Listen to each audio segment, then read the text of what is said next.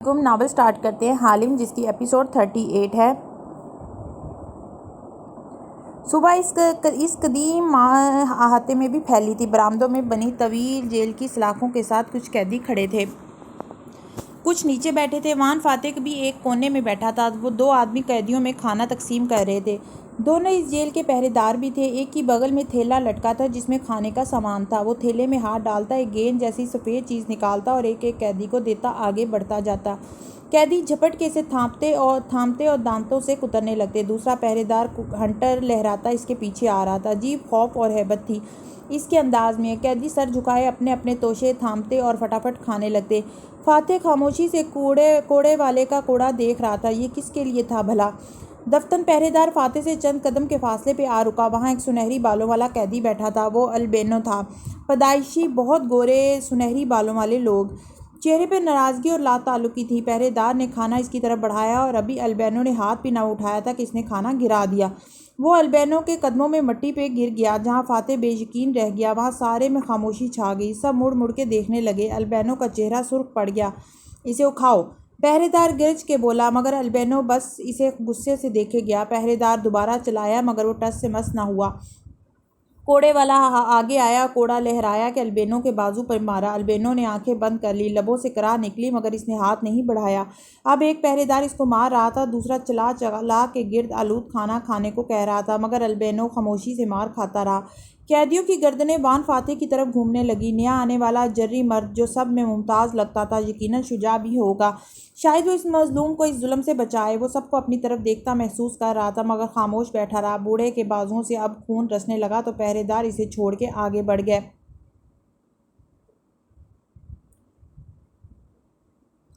باقی قیدیوں میں کھانا تقسیم کیا۔ ایک سفید گیند فاتح کی طرف بڑھائی جو اس نے تھام لی۔ ارد گرد بیٹھے لوگ مایوسی سے واپس اپنے اپنے کھانے کی طرف متوجہ ہو گئے۔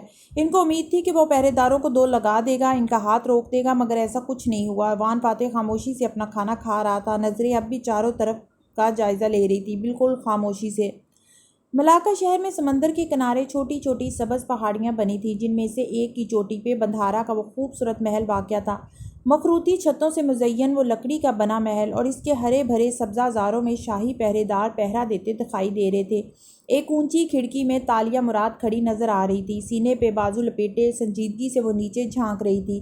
اس کے تو اتنے لمبے بال بھی نہ تھے جو کھڑکی سے گرا کے اس کی سیڑھی بن جاتے اور اسے آزاد کر دیتے۔ دروازے پہ دستک ہوئی تو وہ مڑی اور پردہ تیزی سے بند کر دیا۔ اب کمرے میں روشنی قدرے کم ہو گئی تھی۔ یہ وہی دیوان خانہ تھا جس میں کچھ دیر پہلے وہ راجہ مراد سے ملی تھی۔ دستک پھر سے ہوئی۔ آ جاؤ یار، وہ سستی سے بولی، پھر فوراً آواز کو باروب بنایا، آ جاؤ۔ کندھے سیدھے کیے اور گردن کڑا لی۔ دروازے کھلے اور ایک ملے لڑکی اندر داخل ہوئی، چوٹی بنائے روایتی لباس کو زرد اور سرمئی رنگ میں پہنے گویا یونیفارم ہو۔ وہ سامنے آئی اور سر جھکا کے سلام کیا۔ سلام شہزادی۔ ہاں بولو۔ لڑکی نے آنکھیں اٹھائیں، وہ کوئی کنیز لگتی تھی۔ آقا نے مجھے آپ کی خدمت پہ مامور کیا ہے، میرا نام شریفہ ہے، آج سے میں آپ کی خدمت میں شامل ہوں اور آپ کی خاص ملازمہ ہوں۔ اچھا، اس نے بے نیازی سے سر کو خم دیا۔ مجھے آپ کے لباس کا ناپ لینا ہے، آج آپ مہمان خانے میں رہیں گی، صبح تک ہم آپ کے لیے پوشاک تیار کروا دیں گے۔ ہاں ٹھیک ہے، لے لو ناپ۔ اس نے ابرو اچکا کے بظاہر لاپرواہی سے کہا۔ کنیز پلٹی اور کسی کو اشارہ کیا۔ ایک لمبی قمیض اور ٹوپی والا تائی زیان، خواجہ سراغ غلام اور دو کنیزیں اندر آئیں۔ ان کے ہاتھوں میں ناپ کے فیتے، مختلف اوزار اور چند ایک تھال تھے جن پہ طرح طرح کے رنگوں کی ریشم طے کی گئی تھی، کسی میں زیورات، کسی میں موتی۔ تالیہ نے ایک نظر دیوار پہ لگے بیضوی آئینے کو دیکھا جس کے کناروں پر سنہری کام ہوا تھا۔ تالیہ کا عکس اس میں صاف نظر آتا تھا۔ اس کے چہرے پہ بے چینی اور آنکھوں میں ناخوشی تھی، عجیب سی اداسی اور پریشانی۔ یہی سب تو وہ چاہتی تھی؟ نہیں، محل شہزادیوں والی زندگی، زیور، مگر یہ سب پا کر بھی اسے سب سے زیادہ فکر کس کی تھی؟ اس کی جسے وہ پنجرے میں چھوڑ آئی تھی، وہ جس کے ہاتھ بندھے تھے، وہ جس کی زنجیریں کھول کے وہ اسے آزاد نہیں کر سکی تھی، وہ جو اس کی آنکھوں میں دیکھ کے کہہ رہا تھا کہ مجھے چھوڑ کے بھاگ جاؤ۔ وہ یہ کیوں نہیں کہتا تھا کہ میرے ساتھ رہو؟ کب کہے گا وہ یہ؟ اس سے بازو اٹھا دی اور آنکھیں بند کر لی۔ اس کی خدمت میں مامور غلام اور کنیزیں جھٹ پٹ اس کا ناپ لینے لگی۔ میرے ساتھ رہو، تمہیں میری اور مجھے تمہاری ضرورت ہے۔ وہ آوازیں اس کا پیچھا کیوں نہیں چھوڑ رہی تھیں؟ بازار میں وہی معمول سی گہما گہمی تھی، کافی لوگ آ جا رہے تھے، بول بھی رہے تھے، مگر ویسا شور اور آوازیں نہ تھی جو اپنے زمانے میں ایڈم نے بازاروں میں سنی تھی۔ ٹی وی کا شور، ٹریفک کی آوازیں، ملاقہ کا قدیم شہر ان سب سے پاک تھا۔ وہاں ایک خاموشی سی تھی، مقدس پرسکون خاموشی، جس کو گھوڑوں کے ٹاپوں کی چاپ یا بھگیوں کے پہیوں کی آوازیں بھی گھائل نہ کر سکتی تھی۔ ایسے میں ایڈم غور سے تمام عمارتوں کو دیکھتا آگے بڑھ رہا تھا۔ لٹو کی شکل کا ہیٹ سر پر تھا اور چوری شدہ تھیلا کندھے پہ۔ وہ ایک ایک دوراہے پہ رکتا اور پھر اندازے سے ایک طرف بڑھ جاتا۔ رات وہ کس طرف سے بھاگتے ہوئے شہر سے باہر گئے تھے، اس کی اچھی یادداشت کو سد شکر کچھ بھولا نہیں تھا۔ ایک موڑ مڑا تو بے اختیار لبوں سے اطمینان بخش سانس خارج ہوئی۔ سامنے اس وسیع احاطے کا گیٹ تھا جس کے اندر وان فاتح بند تھا۔ ایڈم ٹھہر گیا، ادھر ادھر دیکھا۔ یہ بازار کا ہی علاقہ تھا، رہائشی علاقہ نہ تھا۔ یہاں گلی میں ہی ایک ہی چائے خانہ بنا تھا۔ وہ تیزی سے اس کی طرف بڑھ گیا۔ اس چائے خانے میں بیٹھ کے وہ آسانی سے اس احاطے پر نظر رکھ سکتا تھا۔ وان فاتح کے قریب پہنچ کے ہی اس کے اندر توانائی بھر گئی تھی۔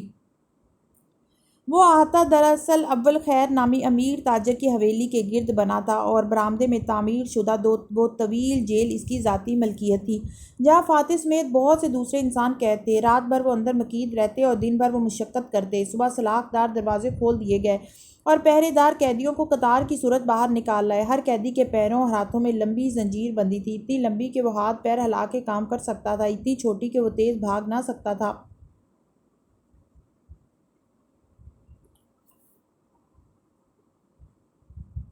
اور وان فاتح بھی ان سب میں شامل تھا۔ پہرے دار دو قیدیوں کو اپنے ساتھ حویلی کے اندر لے گیا اور جب واپس آئے تو وہ دونوں ان کے ہمراہ نہ تھے۔ جانے ان کے ساتھ کیا ہوا، کوئی پوچھنے کی ہمت نہیں کر سکتا تھا۔ باہر سڑک پار ایک اونچی عمارت بنائی جا رہی تھی جس کے پاس لکڑی، گارے، مٹی اور اینٹوں کے ڈھیر لگے تھے۔ قیدیوں کو وہاں تعمیراتی کام کرنا تھا۔ باہر آتے ہی تمام قیدی روز کی روٹین کے مطابق اپنے اپنے کام میں جت گئے۔ فاتح بھی انہی لمبی زنجیروں میں بندھا تھا۔ جینز گھٹنوں سے پھٹ گئی تھی اور سفید شرٹ شدید گدلی ہو چکی تھی۔ شیو بھی 5 روز کی بڑھی ہوئی تھی۔ دوسرے غلاموں کی پیروی میں وہ بھی خاموشی سے کام کرنے لگا۔ دھوپ تیز تھی اور زنجیروں کے باعث چلنے میں مشکل پیش آتی تھی، مگر اس نے گارے کا تھال سر پہ رکھا اور اس طرف لے جانے لگا جہاں دوسرے قیدی جا رہے تھے۔ سورج سوا نیزے پہ پہنچا تو فاتح سڑک پہ چلتے لوگوں سے بے نیاز کھڑا ایک دیوار پر گارا لیپتا دکھائی دے رہا تھا۔ دھوپ بہت تیز تھی۔ وہ بار بار آستین سے پیشانی پہ آیا پسینہ پونچھتا۔ سڑک کنارے وہ لوگ دیوار تعمیر کر رہے تھے، ادھر اس کا ہاتھ ڈھیلا پڑتا، ادھر کوئی پہرے دار آ کے کمر پہ چھڑی رسید کرتا۔ قریب میں ایک خوانچہ فروش اپنی ریڑھی دھکیلتا آ رہا تھا۔ جب وہ فاتح کے قریب پہنچا تو کسی گاہک نے اسے روک لیا۔ وان فاتح اپنے ساتھ کھڑی ریڑھی سے بے نیاز دیوار پہ ہاتھوں سے گارا لگا رہا تھا۔ سر، سرگوشی میں اس کے ہاتھ ٹھٹک کے رکے، چونک کے مڑنے لگا، مگر گارڈ دیکھ رہے ہیں سر، میری طرف مت گھومیں، اپنا کام کریں۔ فاتح نہیں گھوما، بس آہستہ سے اثر نو گارا ملنے لگا، پھر اسی آہستگی سے رخ ذرا سا موڑ لیا۔ اب اسے کن اکھیوں سے نظر آ رہا تھا کہ ریڑھی کے ساتھ سر جھکائے ہیٹ پہنے وہ معزز سا دکھائی دیتا آدمی ایڈم ہی تھا۔ تم ٹھیک ہو؟ وہ لب ہلائے بغیر بولا۔ دل کو سکون سا ملا۔ جی سر، مگر آپ ٹھیک نہیں ہیں۔ ایڈم سر جھکائے منہ میں بولتا ریڑھی کی ایک ایک چیز اٹھا کے دیکھ رہا تھا۔ اور تالیہ؟ اس نے اپنے متعلق سوال نظر انداز کیا۔ آہ چہ تالیہ! ایڈم نے گہری سانس بھری۔ وہ بھی ٹھیک ہیں، بلکہ سب سے زیادہ تو وہی ٹھیک ہے۔ تم الور سنگائی کیوں نہیں گئے؟ تم رات کو ڈھونڈنا تھا۔ فاتح اب جھک کے تھال سے مزید گارا ہاتھوں میں اٹھا رہا تھا، انداز میں ناخوشی تھی۔ ہم شہر سے باہر تک گئے، پھر چہ تالیہ ہمیں واپس لے آئیں۔ وہ آپ کو چھوڑ کے نہیں جانا چاہتی تھی۔ بیوقوف! خفگی سے سر جھٹک کے سیدھا ہوا اور پتھروں کی تہہ پہ گارا بھرا۔ ابھی کہاں ہے وہ؟ صبح ہم نے ایک گھر سے کپڑے ادھار لے کے پہنے، تھوک نگل کے کہا، اور پھر ہم بازار آ گئے۔ وہاں سے وہ مجھے رات میں ملنے کا کہہ کے بندھارا کے محل چلی گئیں۔ وہ محل کیوں چلی گئی؟ ایڈم نے ذرا کی ذرا نگاہ اٹھا کے فاتح کو دیکھا جس کا یہاں سے نیم رخ نظر آتا تھا۔ وہ سنجیدہ صورت بنائے غارے کی تہہ پہ پتھروں کی تہہ لگا رہا تھا۔ پسینے سے بھیگے بال شکن آلود پیشانی پہ جمے تھے۔ وہ دراصل بات یہ ہے کہ ایڈم نے تھوڑی کھجائی، سمجھ نہیں آ رہا تھا کہ کیسے یہ بات کی۔ چہ تالیہ کو ابھی معلوم ہوا ہے کہ وہ خود ہی شہزادی تاشا ہے۔ غارہ لیپتے وان فاتح کے ہاتھ تھم گئے۔ بالکل ساکھ! جی یہ سچ ہے سر۔ اس کی خاموشی پہ ایڈم کا حوصلہ بڑھا۔ وہ شہزادی تاشا جن کے قصے ہم پڑھتے تھے، جن کے بارے میں بنگاریہ ملایو لکھی گئی تھی، وہ دراصل چہ تالیہ ہی ہیں۔ وہی بندھارا کی بیٹی ہے۔ اور وہ… فاتح سر جھکا کے ہنس پڑا۔ ایڈم کے الفاظ منہ میں رہ گئے۔ اس نے محل کی طرف جانے سے پہلے تمہیں کہا کہ وہ شہزادی تاشا ہے، اور تم نے یقین کر لیا؟ کیا نہیں کرنا چاہیے تھا؟ سر وہ واقعی… دس از تالیہ فار یو ایڈم۔ وہ اب بدک مسکراہٹ دبا کے دیوار پہ گلی مٹی لیپ رہا تھا۔ وہ ایک کون آرٹسٹ ہے، وہ کہانیاں گھڑتی ہے۔ اس نے تم سے مذاق کیا، ایک کہانی گھڑ دی اور تم نے یقین کر لیا۔ تمہیں کتنی دفعہ بتایا ہے میں نے کہ وہ تمہیں تنگ کرنے کے لیے ایسا کرتی ہے۔ نہیں سر، آپ غلط سمجھ رہے ہیں۔ وہ واقعی… وہ جہاں بھی جا رہی ہوگی وہ شیئر نہیں کرنا چاہتی ہوگی۔ تھوڑی عقل استعمال کرو، اس کی عادت ہے تمہارے ساتھ مذاق کر کے تمہیں شرمندہ کرنا۔ خوانچہ فروش اب ایڈم سے مایوس ہو چکا تھا، جو ہر چیز کو مسلسل الٹ پلٹ کے دیکھے جا رہا تھا مگر خریدنے کی بات نہیں کرتا تھا۔ تنگ آ کے وہ اپنی ریڑھی دھکیلنے لگا۔ پہرے دار دور کھڑے نگرانی کر رہے تھے۔ ایڈم نے بے بسی سے اطراف میں دیکھا، یہاں کھڑے رہنے کا جواز چھوٹ رہا تھا۔ سر، وہ واقعی میں شہزادی تاشا ہے، وہ جھوٹ نہیں بول رہی تھی۔ وہ مراد کو ڈھونڈو، الور سنگائی جاؤ اور چابی لے کر آؤ، اور اگر مراد قید میں ہے تو اس قید خانے کا پتہ لگاؤ۔ فاتح کام میں مصروف تھا۔ ایڈم کے پاس اب آگے بڑھ جانے کے سوا کوئی چارہ نہ تھا۔ تھال خالی ہوا تو فاتح نے زنجیر والے ہاتھوں سے اسے اٹھاتے ہوئے پیچھے دیکھا۔ ایڈم اب وہاں نہیں تھا۔ تالیہ بھی اس بیچارے کے ساتھ بہت زیادتی کر جاتی ہے۔ مسکراہٹ دبا کے سر جھٹکا اور تھال اٹھائے آگے بڑھ گیا۔ عشاء کی اذان کے ساتھ ہی ملاقہ شہر کی ساری مشلیں اور قندیلیں بجھ گئیں۔ مسجدوں سے گھروں کا رخ کرنے کے بعد لوگوں نے دروازوں کے کنڈے چڑھا لیے اور کھڑکیوں کے پردے گرا دیے۔ شہر گھپ اندھیرے میں ڈوب گیا۔ اوپر تارے سے جھلملاتا آسمان البتہ بہت خوب روشن تھا۔ ایسے میں چند مکانوں کے عقب میں ایک درخت تلے ایڈم بیٹھا تھا۔ تھیلے کو سینے سے لگائے وہ احتیاط سے آنکھیں پھاڑ پھاڑ کے گرد و نواح میں دیکھتا تھا۔ رات کی اس پہر سب کچھ سنسان اور خاموش تھا۔ ایڈم پیچھے سے نسوانی سرگوشی ہوئی تو وہ اچھل ہی پڑا۔ پھر تالیہ کو دیکھ کے جان میں جان آئی۔ وہ صبح والے لباس میں تھی مگر سر پہ لٹو والا ہیٹ تھا۔ ایڈم نے چہرے پہ خفگی طاری کی۔ کہاں تھیں آپ؟ دبی دبی آواز میں پوچھا۔ میں اپنے بابا کے پاس گئی تھی۔ راجہ مراد میرے پاپا ہیں۔ وہ اس کو دیکھتے ہوئے جلدی سے بولی۔ اداس بھی لگ رہی تھی۔ سنہری بال جوڑے میں تھے اور چند لٹیں گالوں سے ٹکرا رہی تھیں۔ ایڈم نے مشکوک نظروں سے اسے دیکھا۔ مذاق تو نہیں کر رہی نا؟ نہیں، میں تو کامیڈین ہوں۔ میری زندگی میں تم سے مذاق کرنے کے علاوہ دوسرا کام کون سا رہ گیا؟ اس کے تو سر پہ لگی تلووں پہ بجھی۔ ایڈم خفیف سا ہوا۔ نہیں، میرا مطلب ہے میں کیسے یقین کروں کہ آپ ایک دم سے شہزادی نکل آئی ہیں؟ ہاں، کل تک تو آپ لکڑہارے کی بیٹی تھی اور آج بندھارا کی۔ تالیہ نے گہری سانس لی۔ دیکھو ایڈم، آرام سے سمجھانے لگی، اللہ تعالیٰ ہر انسان کو اس کی حیثیت کے مطابق نوازتا ہے۔ کبھی کسی کو کچھ کم دیتا ہے، کسی کو زیادہ دیتا ہے۔ تمہیں اللہ تعالیٰ نے صرف کھوپڑی سے نوازا ہے اور اندر دماغ کے نام پہ جو دیا ہے نا، وہ پہلے ہی بہت تھوڑا ہے۔ اس پہ زیادہ زور دو گے تو خدا نہ خواستہ وہ بھی ختم ہو جائے گا۔ سو چپ کر کے میری بات سنو۔ ٹون بدل کے گرائی تو ایڈم کے کندھے ڈھیلے پڑ گئے۔ اچھا، مان لیا آپ ہی شہزادی ہیں۔ بھویں اکٹھی کر کے ناراضگی سے بولا، تو پھر شہزادی تاشا پہ اتنے دن سے غصہ کیوں کر رہی تھی؟ کیونکہ میں اپنے خواب کو ٹھیک سے سمجھ نہیں سکی تھی۔ جس شہزادی کو اس میں ظالم کہا جا رہا تھا وہ یان صوفی تھی، شہزادی تاشا کوئی نہیں تھی۔ میرے باپا سلطان مرسل کے پھوپھی زاد ہیں۔ سلطان مرسل کے والد کی حکومت میں ان کو شہر بدر کر دیا گیا تھا۔ وہ الور سونگائی نامی گاؤں چلے گئے اور وہاں باغیوں کی ایک تنظیم بنا لی جس کا نام پمبورو تھا۔ وہ سلطان کی پالیسی سے نالاں تھے اور لوگوں کی فلاح و بہبود کے لیے کچھ کرنا چاہتے تھے۔ مگر جب سلطان مر گیا اور اس کا بیٹا مرسل سلطان بن گیا اور اس کے بندھارا اور شہزادی یان صوفو نے مل کے پمبورو کے لوگوں کو گرفتار کیا، ان کے گھر اجاڑے، تو باپا نے اپنے لوگوں کا ساتھ چھوڑ دیا اور بندھارا کے ساتھ مل گئے۔ یوں بندھارا نے ان کو دوست سمجھ کے ان کو مرسل سے معافی دلوا دی۔ اس کے بعد باپا نے مرسل شاہ پہ جانے کون سا جادو کیا کہ باپا کے کہنے پہ مرسل نے پچھلے بندھارا کو پھانسی چڑھا دیا اور باپا کو بندھارا کی گدی دے دی۔ اب شہزادی یان صوفو باپا کی دشمن ہو گئی ہے۔ چند دن بعد اس کی سلطان مرسل سے شادی ہو رہی ہے، مگر مجھے لگتا ہے مرسل شاہ اپنی شادی سے زیادہ میرے باپا کے زیر اثر ہے۔ بڑے کون ولن ہیں آپ کے باپا؟ وہی تو میں سوچ رہا تھا کہ آپ کس پہ گئی ہیں۔ پھر تالیہ کے گھور کے دیکھنے پہ گہری سانس لی۔ خیر، ہمیں ان لڑائیوں سے کیا؟ آپ یہ بتائیں، آپ کے بابا چابی دے رہے ہیں یا نہیں؟ یہ سب اتنا سادہ تو نہیں ہے۔ وہ ڈپٹ کے بولی اور سارے دن کی روداد سنا دی۔ اندھیرے میں درخت تلے کھڑے وہ دو ہیولے تھے جو دبی سرگوشی میں بات کر رہے تھے۔ یعنی راجہ مراد آپ کو اسی دنیا میں رکھنا چاہتے ہیں اور وہ چابی کے بارے میں کچھ سننے کو تیار ہی نہیں۔ وہ یہ ساری بات سن کے سوچتے ہوئے بولا، ہاں شاید تم بالکل ٹھیک رہے ہو۔ وہ عجیب انسان ہے ایڈم، شاطر، چلاک اور بہت ہوشیار۔ ہمیں ان سے چھپا کے محل پلان کرنا ہے، جو بھی کرنا ہے۔ اب باہر کیسے نکلی محل سے؟ چھتیں پھلانگنا اور دیواریں کودنا آتی ہیں مجھے۔ ناک سے مکھی اڑائی تو اب آپ محل میں رہیں گی؟ قدرے رشک سے دیکھا۔ ہاں، تم ابھی کسی سرائے میں رہ لو، میں تمہارے لیے سکے لائی ہوں۔ اس نے ایک پوٹلی سی ایڈم کی طرف بڑھائی۔ ایڈم جلدی سے وہ تھام لی۔ یہ تو بھاری ہے۔ خیر، اب تو آپ کے پاس کافی دولت آ گئی ہوگی۔ ایسی کوئی بات نہیں، بامشکل ایک کمرے سے نکال کے لائی ہوں۔ کسی کو اپنی طرف سے مشکوک بھی تو نہیں کر سکتی نا؟ پھر ٹھہر گئی اور غور سے دیکھا ایڈم تھیلے میں پوٹلی ڈال رہا تھا۔ یہ تم نے کہاں سے لیا؟ دکھاؤ، مشکوک انداز میں بولی تو اس نے جھٹ تھیلا کھول کے دکھایا۔ ایک سرائے میں بیٹھے کسی آدمی سے چرایا۔ وہ بنگاریا ملایو کے نام سے کتاب لکھ رہا تھا مگر پیسے وغیرہ نہیں تھے اس کے پاس۔ کنگال رائٹر ہوں۔ مایوسی سے کورے صفحے نکال کے دکھائے اور واپس اندر ڈال دیے۔ پھر یاد آیا، میں آج ملا فاتح صاحب سے۔ تالیہ چونکی۔ واقعی؟ جی تالیہ، ان کو ساتھی قیدیوں سمیت ان احاطے کے باہر والی دیوار کی تعمیر کا حکم ملا ہے۔ وہ وہی تھے، میں نے ان سے بات کی، ان کو یہ سب۔ تالیہ کی طرف شرمندہ سا اشارہ کیا۔ بھی بتائے یہ سب کیا؟ یہی کہ آپ ہی تھوک نکلا شہزادی تاشا ہیں۔ اچھا، اس نے گردن ذرا کڑاتے ہوئے نزاکت سے لٹ انگلی سے پیچھے کی۔ تو کیا کہا انہوں نے پھر میرے بارے میں؟ وہ میرے بارے میں کیا بولے؟ یہی کہ آپ تو پیدائشی چور ہیں اور ماشاءاللہ سے جھوٹی کہانیاں گھڑنا آپ کے بائیں ہاتھ کا کام ہے، اس لیے یہ بھی کوئی کہانی ہی ہوگی جو آپ نے مجھے فیڈ کر دی، اور بہتر ہے کہ میں آپ کی بات کا یقین نہ کروں اور الور سنگوائی جا کر لکڑ ہارے مراد کو ڈھونڈوں، اس سے چابی لوں اور ہم تینوں واپس چلے جائیں۔ ان کو لگتا ہے میں آپ کی من گھڑت کہانیوں پہ جلدی اعتبار کر لیتا ہوں، کیونکہ آنکھیں سادگی سے جھپکائے میں کتابیں جو بہت پڑھتا تھا۔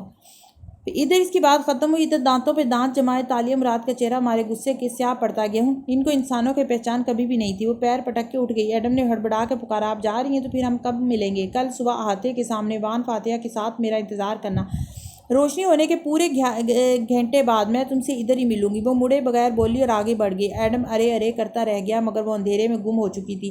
ایڈم نے بے بسی سے ادھر ادھر دیکھا۔ شہر گپ اندھیرے میں ڈوبا تھا، مکان تاریک پڑے تھے، سرائے چند کوس کے فاصلے پہ تھی۔ وہ وہاں پہلے ہی کمرہ لے چکا تھا اور اسے چینی سمجھ کے اشاروں کی زبان میں بات کر کے سرائے کے مالک نے تسلی بھی کر لی تھی۔ اس کا کمرہ فی الحال اس کا انتظار کر رہا تھا، وہ اسی سمت میں چل دیا۔ یہ تھیلی اس کے لیے کافی تھی۔ صبح سورج کا تھال ملاقہ کے قدیم آسمان پہ نمودار ہونے لگا تو روشنی کی کرنیں سلاخ دار دیوار کے ساتھ اندر گرنے لگی۔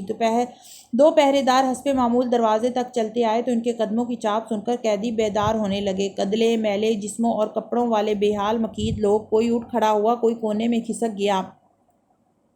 ایسے میں اپنی جگہ پہ اکڑوں بیٹھا وان فاتح بار بار اس البینو کو دیکھ رہا تھا جو پہرے داروں کی آمد کے ساتھ ہی غصے میں نظر آنے لگا۔ اس کے چہرے پہ کرب اور نفرت کے ملے جلے تاثرات نمودار ہو گئے تھے، جیسے وہ ایک خاموش احتجاجی لڑائی کے لیے تیار ہو۔ ہر روز اس کا کھانا گرا دیا جاتا تھا اور اسے ذلیل کیا جاتا تھا۔ شاید وہ کوئی معزز آدمی تھا جو ان کی قید میں آ پھنسا تھا اور وہ اپنی خودداری اور باعزت زندگی کو بھول نہیں پا رہا تھا۔ تالا کھول کے دونوں پہرے دار اندر داخل ہوئے۔ ایک نے ہنٹر لہرا رہا تھا، دوسرے نے کھانے کا تھیلا اٹھا رکھا تھا۔ باری باری کھانا بانٹتا وہ پہرے دار آگے بڑھتا گیا، یہاں تک کہ وہ البینو کے پاس آ رکا۔ دوسرے قیدی خاموشی سے انہیں دیکھنے لگے کہ چلو دیکھتے ہیں آج کیا ہوتا ہے۔ پہرے دار نے تمسخر سے اسے دیکھتے تھیلے سے چاولوں کی گیند نکالی اور اس کی طرف بڑھائی اور پھر ابرو سے اشارہ کیا، گویا کہہ رہا ہو لے لو۔ فاتح تیزی سے اٹھا اور پہرے دار کے سامنے آ کھڑا ہوا۔ جہاں پہرے دار چونکا وہاں سارے میں خاموشی چھا گئی، سب نے دم ساتھ لیے۔ فاتح نے کھانا لینے کے لیے ہاتھ بڑھایا، اپنی گہری آنکھیں وہ پہرے داروں کی آنکھوں میں ڈالے ہوئے تھا۔ کوئی روب تھا یا کیا پہرے دار نے کھانا گرانے کے بجائے اس کے ہاتھ پہ رکھ دیا۔ فاتح نے اس کی آنکھوں سے نظریں ہٹائے بغیر گیند کو خود زمین پہ گرا دیا۔ بہت سے لوگوں کے منہ کھل گئے، البینو خود دھک سے رہ گیا۔ ہنٹر والے کا ہوا میں ہنٹر لہراتا ہاتھ ٹھہر گیا۔ پھر فاتح نیچے جھکا، گرد آلود گیند اٹھا لی اور اس کی گرد جھاڑی اور کھڑے ہوتے ہوئے البینو کی طرف مڑا۔ اٹھو جدید ملے میں کہتے ہوئے انگلی سے اشارہ کیا۔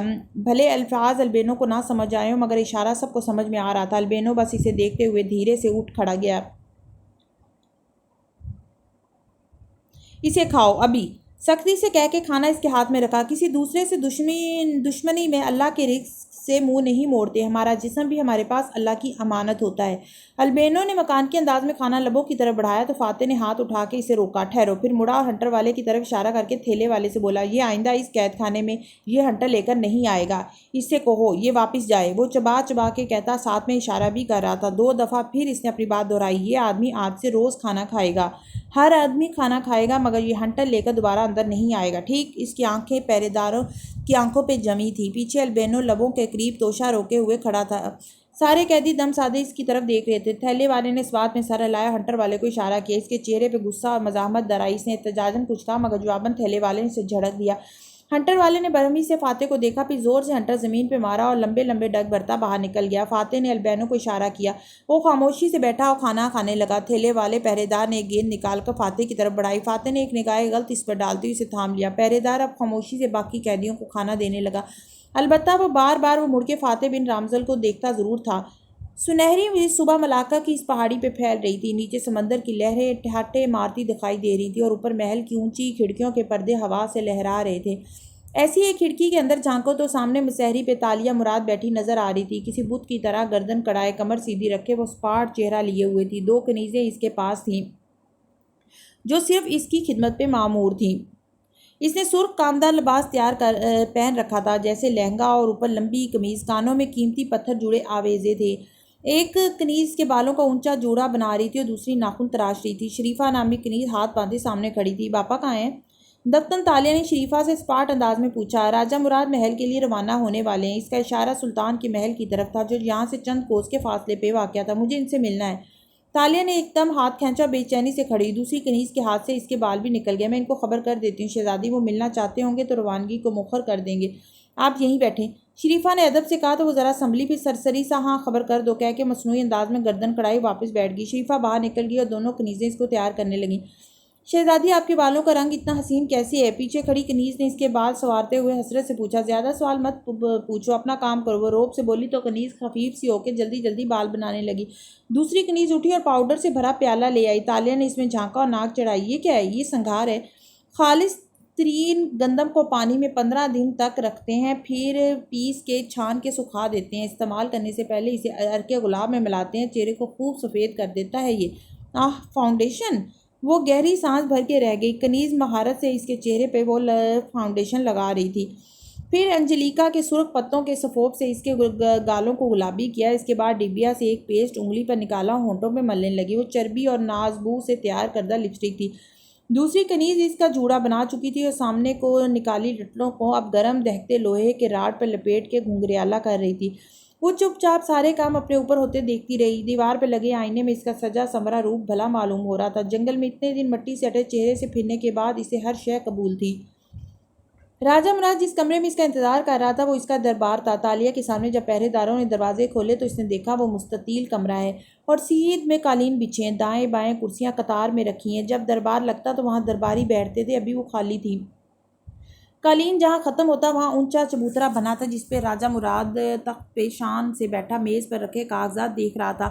سنہری اور سفید شاہی پوشاک پہنے، سر پہ سرخ ریشمی پٹی باندھے، اس کی نظریں کاغذوں پہ جھکی تھیں۔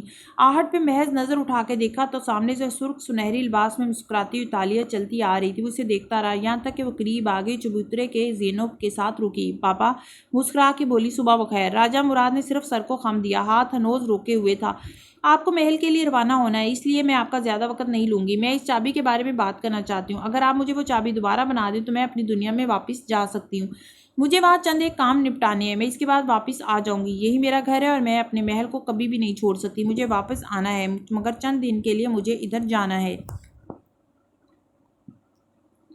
اگر آپ ایسے پیار سے کہہ رہی تھی جیسے کسی بچے کو بہلایا پھسلایا جاتا ہے، تم سیٹ میں نہیں چلتی۔ وہ سنجیدگی سے اس کو دیکھتے ہوئے بولا تو تالیہ کے الفاظ ٹوٹ گئے۔ جی، تمہاری چال درست نہیں ہے، تمہارا لہجہ خراب ہے، تمہارے آدھے الفاظ سمجھ میں نہیں آتے، تم بہت تیز گفتگو کرتی ہو۔ تم نے بات کا آغاز کرنے سے پہلے سر جھکا کے مجھے سلام نہیں کہا۔ تمہیں معلوم ہونا چاہیے کہ محل میں آنے کے بعد تم مجھے باپا نہیں بندھارا کہو گی۔ تمہیں ابھی تربیت کی ضرورت ہے۔ اس نے کاغذ رکھے اور ایک شان سے اپنا چگا سمیٹتے ہوئے اٹھا۔ چبوترے پہ کھڑا وہ تالیہ کو بہت اونچا لگا، بہت پرہیبت لگا۔ اس نے بے اختیار تھوک نگلا۔ چابی، مجھے وہ چابی چاہیے باپا۔ میرے پاس کوئی چابی نہیں ہے تاشا، آج کے بعد میں اس کا ذکر بھی نہیں سننا چاہتا۔ وہ سب پیچھے رہ گیا۔ وہ چبوترے کے زینے اترا اور اس کے سامنے آ کھڑا ہوا، پھر دونوں ہاتھ اس کے کندھوں پہ رکھے۔ ایسی آہنی گرفت تھی کہ اس کی ریڑھ کی ہڈی میں سنسنی سی دوڑ گئی۔ تمہاری دنیا یہ ہے وہ نہیں، وہاں تمہارے لیے کچھ نہیں تھا۔ میں چاہتا ہوں تم اس دنیا کو بھلا کر یہیں رہو، عیش و عشرت سے زندگی گزارو، راج کرو، دولت اور طاقت کا مزہ حاصل کرو۔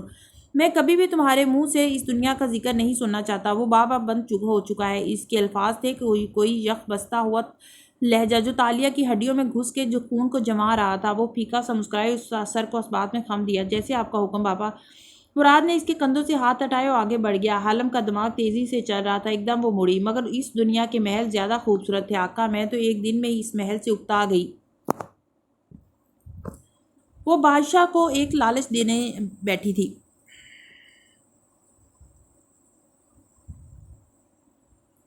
کیا ہم اس کی تزئین و آرائش نہیں کر سکتے؟ مراد کمر پہ ہاتھ باندھے باہر جا رہا تھا، اس بات پہ رکا اور واپس پلٹا۔ یہ محل کافی خوبصورت ہے تاشا، اور محل تو کیا، ملاقہ بھی بہت خوبصورت ہے، تمہاری دنیا سے زیادہ خوبصورت۔ پھر وہ ہلکا سا مسکرایا۔ تمہیں شاید اس بات پہ یقین نہیں ہے۔ تم یوں کرو، اپنے شاہی عملے کے ساتھ یہاں شہر کا دورہ کراؤ، تمہیں خود معلوم ہو جائے گا کہ ملاقہ اور تمہاری دنیا میں کیا فرق ہے۔ اور پھر وہ لمبے لمبے ڈگ بھرتا آگے بڑھ گیا۔ ہماری دنیا اور آپ کی دنیا بہت مختلف ہے راجہ مراد، وہ تندی سے سوچے گئی۔ ماتھے پہ بل پڑے تھے، پہلا مرلہ تو طے ہوا، اسے باہر جانا تھا، مگر حالم ہمیشہ ایسے بات کرتا تھا کہ سامنے والے کو لگے سارا آئیڈیا اسی کا تو تھا۔ اب وہ بآسانی باہر جا سکتی تھی۔ پلان اے، چابی مانگنے کی آخری کوشش بھی ناکام گئی تھی، مگر خیر وہ صرف ایک کمزور سا پلان اے تھا، اب اسے پلان سی پہ عمل کرنا تھا۔ ملاقہ شہر کے بازار میں صبح سویرے ہی رونق لگ گئی تھی، گاہکوں کا رش دکانوں پہ لگا تھا، خوانچہ فروش صدا لگاتے اپنا سامان بیچ رہے تھے۔ ایسے میں بازار کی اس گلی میں آؤ جہاں وہ احاطہ واقع تھا تو اس کے سامنے والی زیر تعمیر حویلی کے اندر باہر مزدور کام پہ لگے دکھائی دیتے تھے۔ حویلی کی چار دیواری ایک جگہ سے 4 ہاتھ اونچی تھی اور اس کے اوپر وان فاتح جھکا کھڑا تھا۔ اس کے پاس ڈرائی ووڈ اور پتھروں کی بنی اینٹوں کا ڈھیر لگا تھا اور وہ گارے سے لتھڑے ہاتھوں سے ان کو اٹھا اٹھا کے دیوار پہ جما رہا تھا۔ سفید گدری شرٹ مزید گدلی ہو چکی تھی، باہوں پہ کل والی مٹی ہنوز جمی تھی اور ذرا ذرا سا گارا ماتھے اور گال پہ بھی لگا تھا، جس سے وہ بے نیاز بے خبر نظر آتا تھا۔ سر ایڈم نے قریب آ کے پکارا تو وہ چونک کے پلٹا۔ ایڈم کے سر پہ ہیٹ تھا اور ہاتھ معزز افراد کی طرح کمر پہ بند رکھے تھے۔ لباس کل والا تھا۔ فاتح نے فوراً پہرے داروں کی طرف دیکھا اور سوچا۔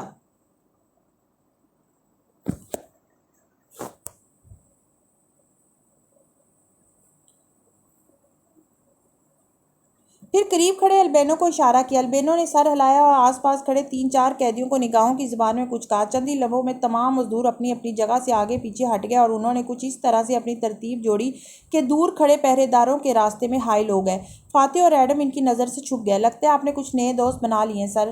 ایڈم متعجب سا ہوا۔ جس ریڑھی کی اوٹ میں وہ کھڑا تھا اس کو بھی بھول گیا، کیونکہ اب کوئی پہرے دار اس طرف نہیں دیکھ رہا تھا۔ کل تک تو یہ آپ کے دوست نہیں تھے۔ فاتح نے مسکرا کے گارے میں لتھڑی اینٹ اٹھائی، دیوار پہ جمائی۔ کل تک وہ مجھے کوئی جنگجو سمجھ رہے تھے اور ان کی خواہش تھی کہ میں ان کے لیے پہرے داروں سے لڑائی کر لوں۔ تو کیا آپ جنگجو نہیں ہیں سر؟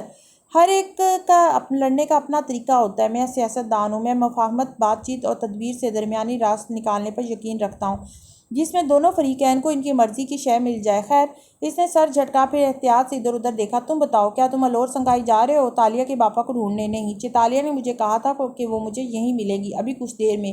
ایڈم نے ہیٹ ذرا سے اوپر سرکائی۔ اس کی کیا ضرورت ہے؟ اس کا یہاں آنا خطرناک ہے۔ تم دونوں کو چاہیے کہ فوراً یہاں سے نکلو۔ وہ واقعی جھنجھلایا ہے سر۔ وہ ایڈم نے بار بار لب کھولے پھر بند کر دیے۔ فاتح گارے سے لتھڑے ہاتھ کمر پہ رکھے ناخوشی سے اسے دیکھ رہا تھا۔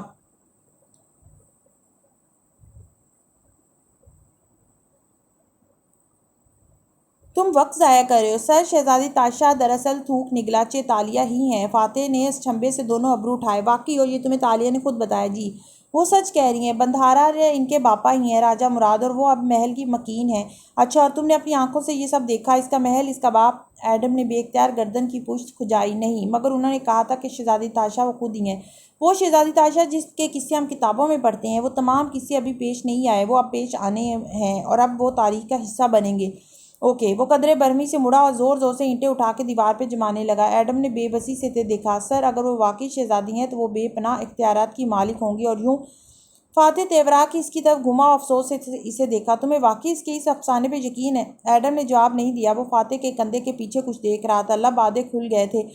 بازار میں شور سا مچا تھا۔ منادی کرنے والے اعلان کیا۔ گھوڑوں کے ٹاپوں کی آواز آئی۔ سپاہیوں نے بغل بجائے۔ بازار میں بکھرے لوگوں نے سمٹ کے دونوں اطراف میں قطاریں بنا لیں۔ سر ادب سے جھکا لیے۔ راستہ صاف ہو گیا۔ فاتح بن رامزل کسی خواب کی سی کیفیت میں گھوما۔ سامنے سڑک صاف تھی اور اس پہ شاہی سپاہی چمکتی تلواریں لیے چلے آ رہے تھے۔ ان کے پیچھے سنہری اور چاندی رنگ کی بھگی تھی جس کی چھت کھلی تھی، ایسے کہ بھگی میں بیٹھی شہزادی صاف دکھائی دے رہی تھی اور وہ بہت خوبصورت لگ رہی تھی۔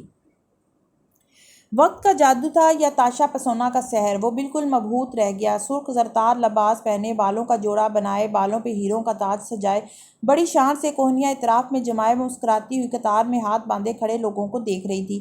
سرخ لباس بھگی کی سیٹ پہ پھول کی طرح پھیلا تھا۔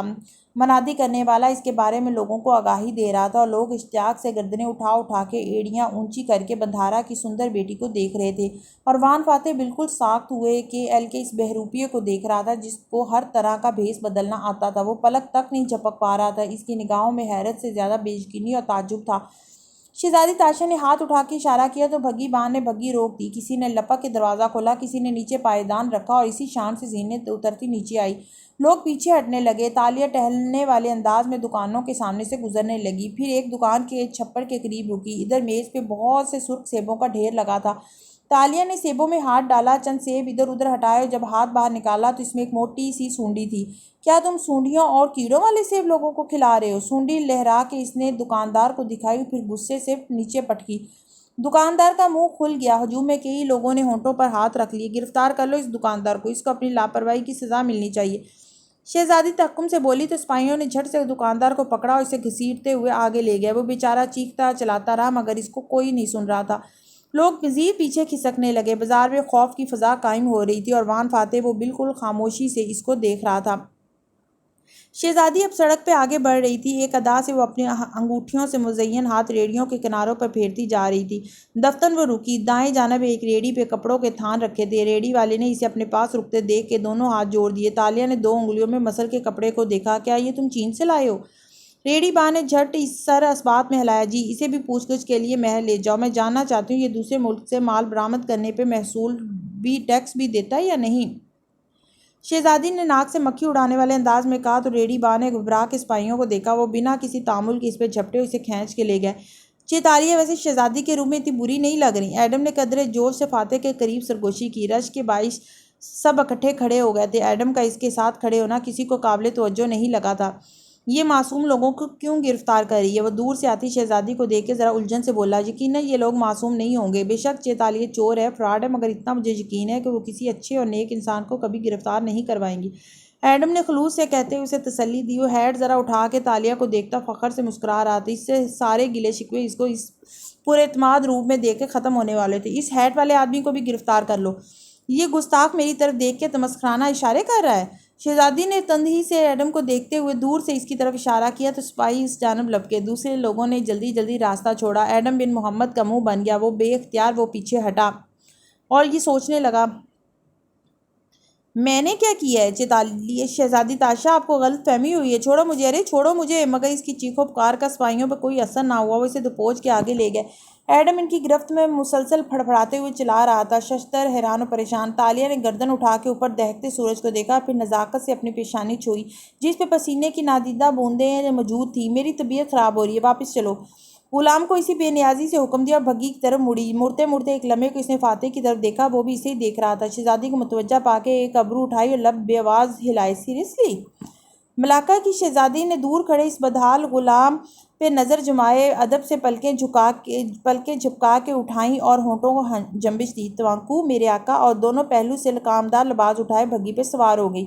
لوگ پھر سے اطراف میں سمٹ کے شاہی قافلے کو راستہ دینے لگے۔ وہ اسی طرح خاموشی سے دور جاتی بھگی کو دیکھے گیا۔ وہ اتنی پیاری تھی ڈیڈ کہ وہ کسی پریوں کی وادی سے آئی ہوئی لگتی تھی۔ میرا خیال ہے وہ کوئی فراڈ تھی جو کسی دوسرے کی جگہ ناجائز طریقے سے ہتھیانے جا رہی تھی۔ ہر کوئی آپ کے ان سیاستدانوں جیسا تو نہیں ہوتا ڈیڈ۔ میں سچ بولوں بیٹا، تمہیں برا لگتا ہے، مگر وہ کوئی پری نہیں تھی، پھر بھی وہ شہزادی تھی، چاہے آپ مانیں یا نہ مانیں۔ وہ اب بھی ننھی آریانہ اس کے کان میں سرگوشی کر رہی تھی۔ وہ شہزادی ہے ڈیڈ، چاہے آپ مانیں یا نہ مانیں۔ تالیہ محل کے اندر سبزہ زار پہ آ کے بھگی سے اتری تو دیکھا سبزے کے اختتام پہ جہاں سے محل شروع ہوتا تھا وہاں بیرونی زینے بنے تھے۔ ان کے قدموں پہ مسلح سپاہیوں کا ہجوم لگا کھڑا تھا۔ وہ لباس دونوں پہلوؤں سے اٹھائے تیز تیز چلتی سامنے آئی تو سپاہیوں نے راستہ چھوڑا۔ زمین پہ ایک پھٹے پرانے لباس والا بدحال آدمی رسیوں سے بندھا سجدے کی حالت میں پڑا تھا۔ اس کے بال لمبے اور سفیدی مائل تھے۔ چہرے اور بازوں پر تشدد کے صاف نشانات نظر آتے تھے۔ دائیں جانب ایک جلاد کھڑا تھا جس کا چہرہ سیاہ نقاب میں چھپا تھا اور ہاتھ میں تیز دھار چمکتی ہوئی ننگی تلوار تھی۔ وہ بار بار اوپر محل کے داخلی دروازے کی طرف دیکھتا جہاں دروازے بند تھے، گویا وہ سب کسی کے منتظر تھی۔ کون ہے یہ آدمی؟ اس کو کیوں مارا جا رہا ہے؟ وہ بے یقینی اضطراب سے ان سب کو دیکھتی پوچھ رہی تھی۔ اندر اپنے کمرے میں بندھارا مراد راجہ کھڑا تھا۔ اس کے سامنے کنیز شریفہ ہاتھ باندھے کھڑی تھی۔ مراد کمر پہ ایک ہاتھ رکھے سنجیدگی سے اسے دیکھتے ہوئے کہہ رہا تھا، کیا تم میری بیٹی پہ نظر رکھ رہی ہو؟ جی راجہ۔ اس نے سر کو گہرا خم دے کر نظریں اٹھائیں۔ شہزادی کی ہر حرکت پہ میری نظر ہے اور میں اس کی خبر آپ کو دیتی رہوں گی۔ ابھی ابھی شہزادی بازار سے واپس آئی ہیں، میں قافلے سے آگے تھی، اس لیے جلدی پہنچ گئی۔ بازار میں؟ وہ تذبذب سے رکی۔ بازار میں کیا؟ اسپاٹ سا بولا۔ شہزادی کافی نازک طبع واقع ہوئی ہیں۔ انہوں نے کھڑے کھڑے معمولی باتوں پر 3 راہگیروں اور دکانداروں کو گرفتار کر کے شاہی قید خانے میں ڈلوا دیا ہے۔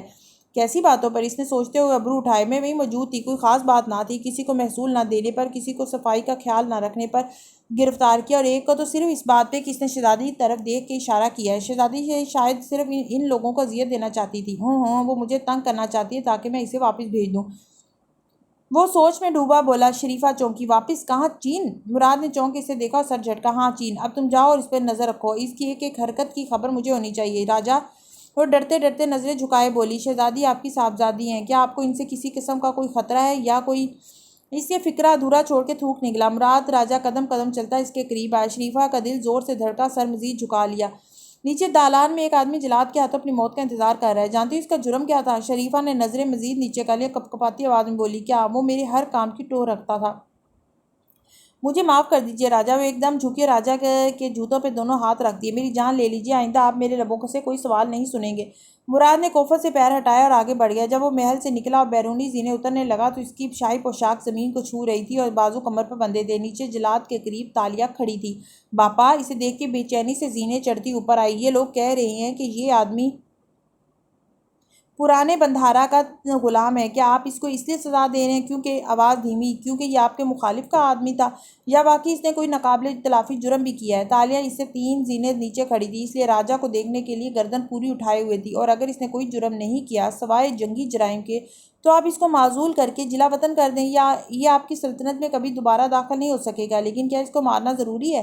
راجہ مراد نے اپنا ہاتھ کمر کے پیچھے نکالا اور ہتھیلی پھیلائی۔ تالیہ نے نازک انگوٹھیوں سے مزین اپنا ہاتھ اس کے ہاتھ میں دیا۔ وہ اس کا ہاتھ تھامے نیچے اترنے لگا۔ سیڑھیوں کے قدموں پہ کھڑے سپاہی منتظر سے راجہ کو دیکھ رہے تھے۔ وہ دونوں نیچے اتر آئے تو راجہ اس کو ساتھ لیا آگے چلا گیا۔ سپاہی پیچھے رہ گیا۔ وہ دونوں گھاس کنارے بنی پتھریلی روش پہ آگے بڑھتے گئے۔ دفتن راجہ ٹھہرا اور پورا اس کی طرف گھوما۔ تالیہ کا ہاتھ ہنوز اس کے ہاتھ میں تھا۔ تاشا وہ نظریں اس پہ جمائے نرمی سے پوچھنے لگا، تم اپنی اس دنیا میں سب سے زیادہ کس چیز کے پیچھے بھاگی تھی؟ دولت کے؟ وہ بنا پلک جھپکے اس کی گہری آنکھوں میں دیکھ کے بولی، اور کیا تم اس کو حاصل کر پائی ہو؟ اس کی نگاہوں کے سامنے حالم کا بنگلہ، قیمتی لباس اور زیور گھوم گئے تو اس نے سر ہلایا، کسی حد تک، جی ہاں۔ اور کیا تم وہ ساری دولت دنیا کو دکھا پائی ہے؟ تم نے اس کا ایک بڑا حصہ چھپا دیا، صندوقوں میں، زمین میں، دور دراز جزیروں پہ، جیسے ہماری دنیا میں چھپایا جاتا ہے۔ مراد نے اس کا دوسرا ہاتھ بھی تھام لیا۔ وہ بنا پلک جھپکے اب وہ تالیہ کی آنکھوں میں جھانک رہا تھا، اور وہ تالیہ کی آنکھوں میں دیکھ رہا تھا کہ وہ کیا جواب دیتی ہے۔ جی، چھپا دیا تھا۔ اس نے اس بات میں گردن ہلائی۔ حالم کے مکان کے تہہ خانے میں چھپائی گئی پینٹنگ، نوادرات، بینکوں میں رکھا گیا پیسہ، اسے سب یاد آ گیا۔ میں نے تقریباً سب کچھ ہی چھپا دیا، کیونکہ دولت چھپانے سے محفوظ رہتی ہے مگر طاقت دکھانے سے بڑھتی ہے۔ تم دولت کی تمنا کرتی ہو، میں طاقت کی کرتا ہوں۔ تبھی تو دولت چھوڑ کے الور سنگائی جا بسا تھا، کیونکہ میں وہ جانتا ہوں جو تم نہیں جانتی۔ جب دولت ملے تو صرف دولت ملتی ہے، مگر جب طاقت ملے تو دولت خود بخود کھینچی چلی آتی ہے۔ اس لیے طاقت چھپا کے نہیں رکھی جاتی، اس کو دکھانا ضروری ہوتا ہے۔ اور یہ آدمی، تالیہ کی آنکھوں میں نظریں جمائے ابرو سے قیدی کی طرف اشارہ کیا، یہ ایک آدمی نہیں ہے بلکہ یہ قربانی ہے۔ اس کی موت ظلم نہیں ہے بلکہ ایک پیغام ہے۔ جب نیا حکمران کسی علاقے پہ آتا ہے تو ایک بستی کو تباہ ضرور کرتا ہے، تاکہ ساری سلطنت میں ایک پیغام چلا جائے کہ حکمران بدل چکا ہے اور وہ کسی کو رعایت نہیں دے گا۔ مجھے افسوس ہے اس تائیسیان کے لیے، مگر اس کو چھوڑ دینے سے میں دنیا کو کیا پیغام دوں گا کہ راجہ مراد ایک پھانسی چڑھے بندھارا کے خاص غلام کو مار تک نہیں سکا؟ کیا راجہ مراد اتنا کمزور نکلا، چڑیا کے دل جیسا کمزور؟ وہ تعجب سے پوچھ رہا تھا۔ اس کے ٹھنڈے ہاتھوں میں تالیہ کے ہاتھ مکید تھے اور وہ یک ٹک اس کو دیکھے جا رہی تھی۔ سارے الفاظ ساتھ چھوڑ گئے تھے۔ طاقت دولت کی طرح چھپانے والی چیز نہیں ہے، یہ مظاہرے سے بڑھتی ہے، مضبوط ہوتی ہے، اور یہ آدمی صرف ایک پیغام ہے کہ اس ملک پر حکمرانی کرنے والا چہرہ بدل چکا ہے۔ دھاک پٹھانے کے لیے ایسے پیغام دینے پڑتے ہیں۔ اس نے تالیہ کا ہاتھ چھوڑ دیا اور دوسرے سے تھامے واپس قدم بڑھا دیے۔ وہ بالکل گم سم سی اس کے ساتھ چلی ہے، یہاں تک کہ وہ دونوں اس قیدی کے قریب آ رکے اور اس کو دیکھنے لگے۔ سجدے میں جھکے رسیوں سے بندھے قیدی نے اپنا چہرہ اٹھایا اور آنکھیں چندھا کے راجہ مراد کو دیکھا۔ ایک دن یہ وقت تم پہ بھی آئے گا مراد راجہ، ڈرو اس وقت سے، وہ غم و غصے سے اونچی آواز میں بولا تھا۔ راجہ مراد نے کمر پہ دونوں ہاتھ باندھ دیے اور گردن جھکا کے سر سے پیر تک اس کا جائزہ لیا۔ تمہاری کوئی آخری خواہش؟ قیدی نے گہری سانس لی اور قدرے سیدھا ہو کے بیٹھا، پھر گردن کڑھائی اور ذرا ٹھہرے ہوئے انداز میں کہنے لگا، میری آخری خواہش یہ ہے کہ میرے دونوں بیٹے اور میری بیوی کو۔ راجہ مراد نے ایک دم قریبی سپاہی کے نیام سے تلوار کھینچی اور ایک ہی وار میں قیدی کی گردن پہ پھیر دی۔ اس کے الفاظ ٹوٹ گئے، گردن سے لکیر کی صورت خون نکلا، ساتھ ہی چہرے پہ شاک اور خوف ابھرا، پھر لبوں سے خون باہر کو جھلکا۔ گردن سے چند چھینٹے تالیہ کے چہرے پہ گرے اور اس کی آنکھیں مارے شوق کے پوری کھل گئیں۔ وہ بے اختیار پیچھے ہٹی۔ اگلے لمحے قیدی بیٹھے بیٹھے منہ کے بل زمین پہ گر گیا، خاک کا جسم خاک میں جا ملا۔ مراد راجہ نے استجاب سے ابرو اچکا کے اپنے پیروں میں گٹھی صورت پڑی ناش کو دیکھا۔ کیا اسے واقعی لگا تھا کہ مجھے اس کی آخری خواہش سننے میں دلچسپی ہے؟